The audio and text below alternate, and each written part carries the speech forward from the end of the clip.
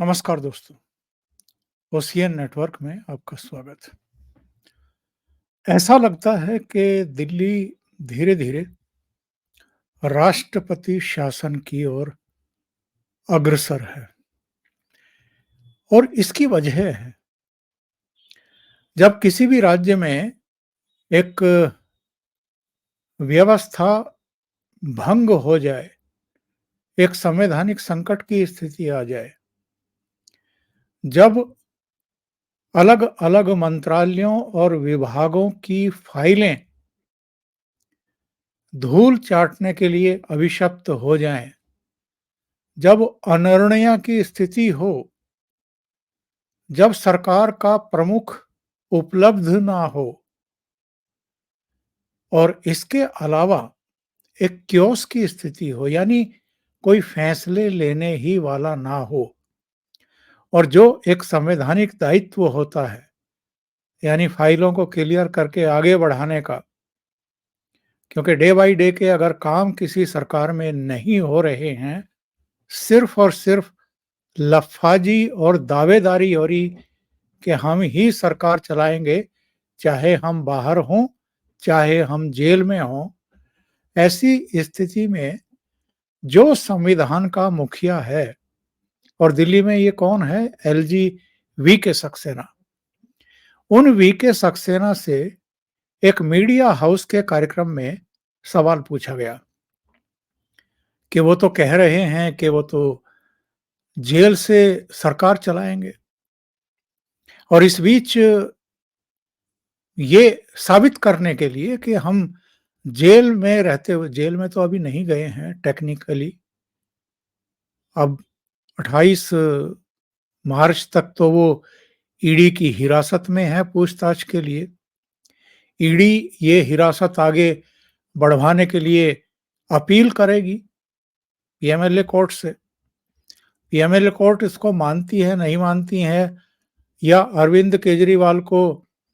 सीधे न्यायिक हिरासत यानी जेल भेजने के आदेश जारी करती है, ये पता लगेगा। 28 मार्च है। तो सवाल ये है कि 28 मार्च एक तो ये फैसला होना है, यानी अरविंद केजरीवाल का भविष्य तय होगा। वो सत्येंद्र जैन की तरह, मनीष सिसोदिया, संजय सिंह, विजय नायर की तरह तिहाड़ में रहेंगे, लंबे रहेंगे, जिसकी के बहुत संभावना है, यानी 99% संभावना है, क्योंकि ईडी ने मास्टरमाइंड तो अरविंद केजरीवाल को माना है और अब तो ईडी के पास में और कोर्ट के सामने पुख्ता दस्तावेज हैं, जिनके बारे में अभी भी पब्लिकली ऑन कैमरा जो आम आदमी पार्टी के प्रवक्ता हैं, नेता हैं, जो अरविंद केजरीवाल की पत्नी है, वो सो कॉल्ड कह करके उनको हल्का करने की कोशिश कर रही हैं, यानी राजनीति कर रहे हैं सारे, और फेस सेविंग करने की कोशिश कर रहे हैं कि जितना बड़ा कांड होना था वो तो हो गया। इससे बड़ी बात क्या होगी कि एक राज्य का मुख्यमंत्री भी गिरफ्तार, उप मुख्यमंत्री भी गिरफ्तार, एक राज्यसभा का सदस्य भी गिरफ्तार, मुख्यमंत्री का सलाहकार भी गिरफ्तार, उससे पहले एक स्वास्थ्य मंत्री भी गिरफ्तार। इससे बुरी हालत तो किसी सरकार की हो नहीं सकती है। लेकिन चूंकि ये बहुत दावे करते आ रहे थे, छाती ठोक करके, कि हम तो कट्टर ईमानदार हैं जी, हमारा तो जन्म ही जो है कट्टर ईमानदारी के लिए हुआ है, हम बेईमान कैसे हो सकते हैं? लेकिन बेईमान हैं, भ्रष्टाचारी हैं, जो जनता का पैसा है वो लूटा है, इसके अब सबूत हैं। जिस समय हम बात कर रहे हैं, इस समय भी खबर आ रही है कि जो दक्षिण की कंपनियों से रिश्वत ली गई थी नई आबकारी नीति बनाने के लिए, उनके हिसाब से नई आबकारी नीति बनाने के लिए, और उनको हजारों करोड़ रुपए का फायदा पहुंचाने के लिए, और खुद भी सैकड़ों हजारों करोड़ रुपया हड़पने के लिए रिश्वत के रूप में। और वो जो गोवा के विधानसभा चुनाव में जिन नेताओं को वो पैसा डिलीवर हुआ था, ऐसे आम आदमी पार्टी के 4 नेताओं को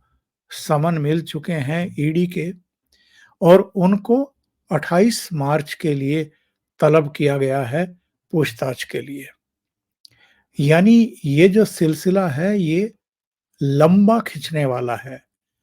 जिन-जिनको वो रकम गई है, चाहे गोवा में गई है, चाहे पंजाब विधानसभा चुनाव में गई है, जिन्होंने वो पैसे रिसीव किए हैं, खर्च किए हैं या डकारे हैं, उन सब पर अब ईडी नकेल कसना शुरू कर चुकी है। ये बहुत जटिल केस है। तो मेरा जो मैं कह रहा था कि 28 मार्च को एक तो ये फैसला होगा, यानी अरविंद केजरीवाल की किस्मत तय होगी कि वो उसी अधोगति को प्राप्त होंगे जिसकी 99% उम्मीद है, जिस अधोगति को अब तक सत्येंद्र जैन, मनीष सिसोदिया, संजय सिंह, विजय नायर वगैरह हुए हैं, क्योंकि वो भी पीएमएलए एक्ट में गए हैं, मनी लॉन्ड्रिंग केस में गए हैं। दूसरी बात, ये अब 28 मार्च के तुरंत बाद तय हो जाएगा कि अगर अरविंद केजरीवाल तिहाड़ भेजे जाने के बाद भी मुख्यमंत्री पद से इस्तीफा नहीं देते हैं, तो उसके बाद उनको बर्खास्त किया जाएगा, विधानसभा को निलंबित किया जाएगा 1 साल के लिए, उसके बाद 1 साल और बढ़ाया जा सकता है, यानी करीब-करीब 2 साल के लिए, जैसी कि सूचनाएं अंदर से आ रही हैं। और अगर ये अभी भी इसी चीज पर टिके रहे कि हम जेल से सरकार चलाएंगे, और चूंकि 2 आदेश इनके, एक सौरभ भारद्वाज को और एक जल मंत्री आतिशी मारलेना को मिल भी गए और उन्होंने मीडिया के सामने पढ़ भी दिए, जिसका ईडी ने खंडन किया कि हमारी कस्टडी में रहते हुए अरविंद केजरीवाल ने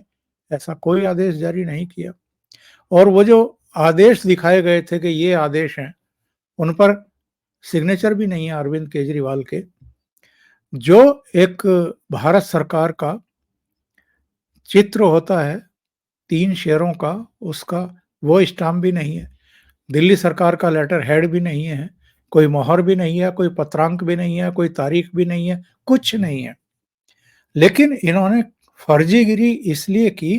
ताकि ये साबित किया जा सके, दिल्ली की जनता को भी और सबको ये मैसेज भेजा जा सके कि अगर अरविंद केजरीवाल ये कह रहे थे कि जेल से भी हम सरकार चलाएंगे मुख्यमंत्री रहते हुए, तो देखो वो अभी जेल नहीं गए, तकनीकी रूप से ईडी की कस्टडी में हैं, पर वहीं से सरकार चला रहे हैं और दिल्ली की जनता की बड़ी चिंता कर रहे हैं। दूसरे, अरविंद केजरीवाल की धर्मपत्नी,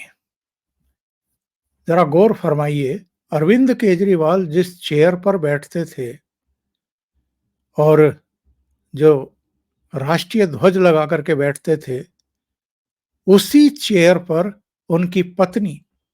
सुनीता केजरीवाल 2 बार बैठ चुकी है अब तक, उनके ईडी की कस्टडी में जाने के बाद। वही राष्ट्रीय ध्वज लगे हुए हैं, वही 2 चित्र भगत सिंह और डॉक्टर अंबेडकर के लगे हुए हैं, वही कुर्सी है सेम, और उसी पर बैठ करके उन्होंने वीडियो रिकॉर्ड भी करवाए हैं और जारी भी किए हैं। किस कैपेसिटी में सुनीता केजरीवाल इस सीट पर बैठी हुई हैं जिस पर दिल्ली के मुख्यमंत्री बैठ करके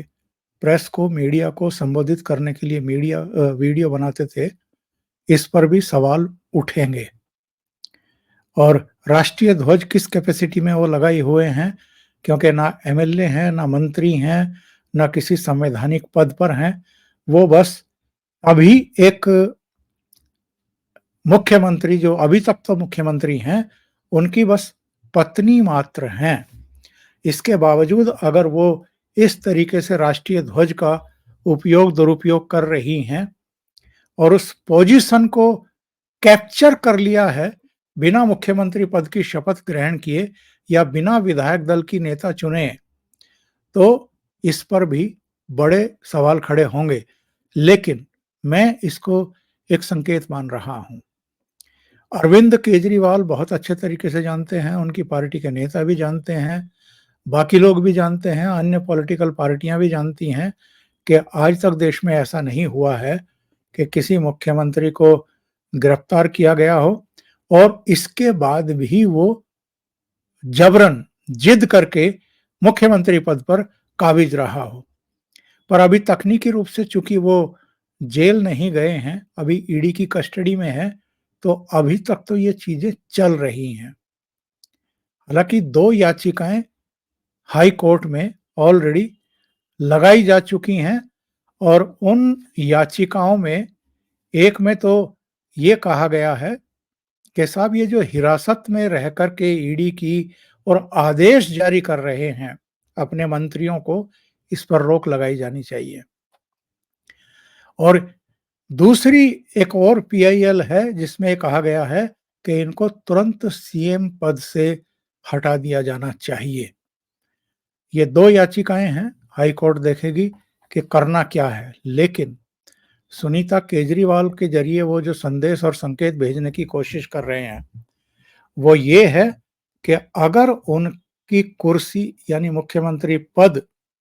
और मुख्यमंत्री पद के साथ-साथ उनकी सरकार भी अगर जाती हुई दिखाई दी, इनकी जिद के चलते, इनके अहंकार के चलते, और जो ये अपने आप को संविधान और कानून और अब तक की तमाम परंपराओं से ऊपर अपने को साबित करने की कोशिश कर रहे हैं, ये जिद अगर इनकी जारी रही और इनकी सरकार ऐसे में गई, यानी उपराज्यपाल ने यहां व्यवस्थागत और संवैधानिक संकट का पत्र गृह मंत्रालय और राष्ट्रपति को भेज दिया और वहां से अगर दिल्ली में राष्ट्रपति शासन लागू करने की घोषणा होने की इनको आशंका दिखाई दी, तब ये अगला स्टेप उठाएंगे जिसको प्लान बी बताया जा रहा है कि ये सुनीता केजरीवाल को विधायक दल की नेता चुनवाएंगे, मुख्यमंत्री पद की शपथ दिलवाएंगे, क्योंकि इससे एक फायदा ये होगा, फायदे तो कई होंगे, लेकिन सबसे बड़ा फायदा ये होगा कि शीश महल इनके कब्जे से निकलने से बच जाएगा। और चूंकि सुनीता केजरीवाल मुख्यमंत्री बन जाएंगी, तो फिर वो बंगला उनके पास रहेगा बतौर मुख्यमंत्री। और अरविंद केजरीवाल के परिवार को, बच्चों को उस शीश महल से बाहर कहीं दूसरा घर देखने की नौबत नहीं आएगी, या एमएलए का जो एक साधारण सा घर होता है, वैसे घर में इनके परिवार को रहने की के लिए मजबूर नहीं होना पड़ेगा। नंबर 2, अगर पत्नी मुख्यमंत्री होंगी तो भले ही अरविंद केजरीवाल मुख्यमंत्री नहीं होंगे, पर जो वकीलों की फौज इकट्ठी कर रखी है इन्होंने अपने बचाव के लिए, उनकी एक मोटी फीस भी जाती है और वो दिल्ली सरकार के खजाने से जा रही है अभी तक तो अगर पत्नी मुख्यमंत्री रहेंगी तो वो अपनी मनमानी करेंगी या रास्ते निकालेंगी किसी तरीके से अरविंद केजरीवाल के सिर पर वो भार ना पड़े, उनके खाते से पैसा ना निकलने पाए, इसकी भी कोई तरकीब वो सोच पाएंगी। हालांकि उस पर भी बड़े सवाल खड़े हो जाएंगे। दूसरी बात ये है कि एक्सपर्ट ने ये स्पष्ट कर दिया है कि जेल से कोई भी मुख्यमंत्री सरकार नहीं चला सकता है। ये प्रैक्टिकली, कानूनी और संवैधानिक तौर पर संभव नहीं है, क्योंकि जेल के अपने नियम होते हैं और जेल के नियम के अनुसार किसी को ये परमिशन नहीं दी जा सकती कि वहां वो मीटिंगें करे, अफसरों को बुला करके या मंत्रियों को बुला करके या कैबिनेट की बैठक करे। एलजी साफ कर चुके हैं एक मीडिया हाउस में कि जो ये दावे किए जा रहे हैं कि सरकार तो हम जेल से चलाएंगे, उन्होंने साफ-साफ कहा है कि ये नहीं होगा। मतलब हम ये नहीं करने देंगे। अगर ऐसी जिदमारी करने की अरविंद केजरीवाल ने कोशिश की तो उनकी सरकार बर्खास्त कर दी जाएगी और दिल्ली में राष्ट्रपति शासन लग जाएगा, बंगला भी छिनेगा यानी शीश महल भी छिन जाएगा, सत्ता भी चली जाएगी और फिर 1 साल के लिए, फिर उसके बाद 2 साल के लिए विधानसभा को निलंबित भी करने के आदेश जारी हो सकते हैं। हालाँकि इसको कोर्ट्स में चैलेंज भी किया जाएगा और कोर्ट्स का जो आजकल रुख है, वो तो आप और हम जानते ही हैं। एक्चुअल में क्या है? अरविंद केजरीवाल की जो बॉडी लैंग्वेज आपने देखी होगी हाल-फिलहाल, तो वो काफ़ी हताश और निराश हैं। उनके चेहरे पर, उनकी आँखों में एक खालीपन है, एक सूनापन है, एक हताशा और निराशा साफ तौर पर दिखाई देती है। एक विवशता जिसको कहते हैं, लाचारी, वो आपको दिखाई देती है। उन्होंने कभी नहीं सोचा था कि राउज़ एवेन्यू कोर्ट के गलियारों में उन्हें उसी तरीके से जाने के लिए अभिशप्त होना पड़ेगा, जैसे सत्येंद्र जैन को उन्होंने कैमरों के ज़रिए देखा था या मनीष सिसोदिया या संजय सिंह को या दूसरे लोगों को देखा था। उनको तो गलतफ़हमी थी कि वो तो मुख्यमंत्री हैं और शायद उनको इम्यूनिटी है, तो इसलिए वो वहाँ नहीं जाएँगे। लेकिन एक्सपर्ट का कहना ये है कि ज़्यादा दिन तक ये ड्रामा चलेगा नहीं। यानी सरकार से, जेल से सरकार चलाने का जो दावा है वो, उनको इस्तीफ़ा देना पड़ेगा, नया सीएम तय करना पड़ेगा और ऐसा नहीं होता है तो विधानसभा निलंबित हो जाएगी और राष्ट्रपति शासन लग जाएगा और सारी सारा रुतबा, सारी सुख-सुविधाएँ सब छिन जाएँगी, कुछ नहीं बचेगा। तो इसलिए अरविंद केजरीवाल की तरह ही अगर उनकी पत्नी अभी से सरदार भगत सिंह और अंबेडकर की 2 तस्वीरों के बीच में सीएम की कुर्सी पर राष्ट्रीय ध्वज के साथ बैठी हुई दिखाई देने लगी हैं, तो ये साफ संकेत हैं कि अरविंद केजरीवाल कह कुछ भी रहे हों, पर वो ऑलरेडी घुटने टेक चुके हैं और जो स्थितियाँ, परिस्थितियाँ हैं, उनको भाँप चुके हैं। आतिशी अभी 2 दिन पहले कह रही थी ना कि जब ये कहा गया कि वहाँ कैसे वो रह सकते हैं, यानी मीटिंग बुला सकते हैं और किस तरीके से जेल में रह कर के सरकार चला सकते हैं, तो उन्होंने कहा कि जी, ये भी तो हुआ है कि कुछ पूर्व मुख्यमंत्रियों को कुछ इमारतों में रखा गया है, वहाँ पर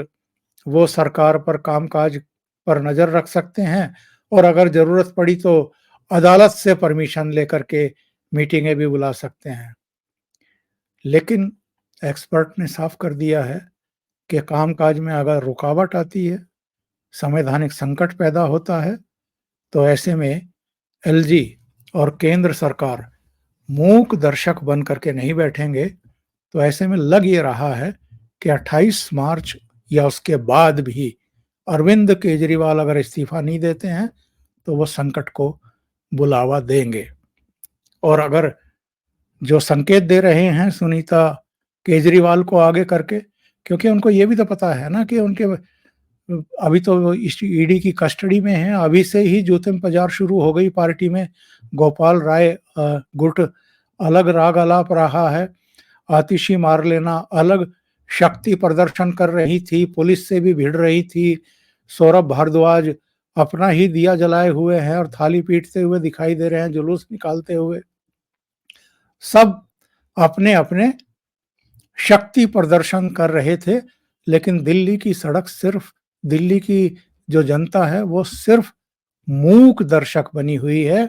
अरविंद केजरीवाल और उनके साथियों को जो उम्मीद थी कि लोग सड़कों पर उतर आएँगे, बड़े लोकप्रिय मुख्यमंत्री हैं, कोई सड़कों पर नहीं आया। यानी इनको पता चल चुका है कि ज़मीन खिसक रही है। 5 राज्यों के चुनाव में ही जो 3 राज्यों के रिजल्ट आए थे, राजस्थान, मध्य प्रदेश, छत्तीसगढ़ के, जिनमें 205 कैंडिडेट इन्होंने खड़े किए थे, उनको नोटा से भी 50% कम वोट मिले थे। तो इनको पता है कि संकट कितना गहरा है। तो अभी छटपटाहट है और सत्ता को बचाने के लिए अरविंद केजरीवाल, जिनका दिमाग शातिर है, वो अपनी पत्नी को आगे करेंगे। उनके नाम पर तो बाकी लोग सहमत हो ही जाएंगे और सत्ता को हाथ से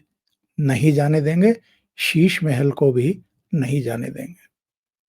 अभी के लिए इतना ही। बहुत-बहुत धन्यवाद। अगर आपको ये चैनल और इसके कंटेंट पसंद आ रहे हैं, तो लाइक करें, कमेंट करें, वीडियो को शेयर भी करें। अभी तक अगर आपने ये चैनल सब्सक्राइब नहीं किया है, तो सब्सक्राइब कर लें और साथ में लगे बेल आइकॉन को दबा दें, ताकि आगे आने वाले वीडियो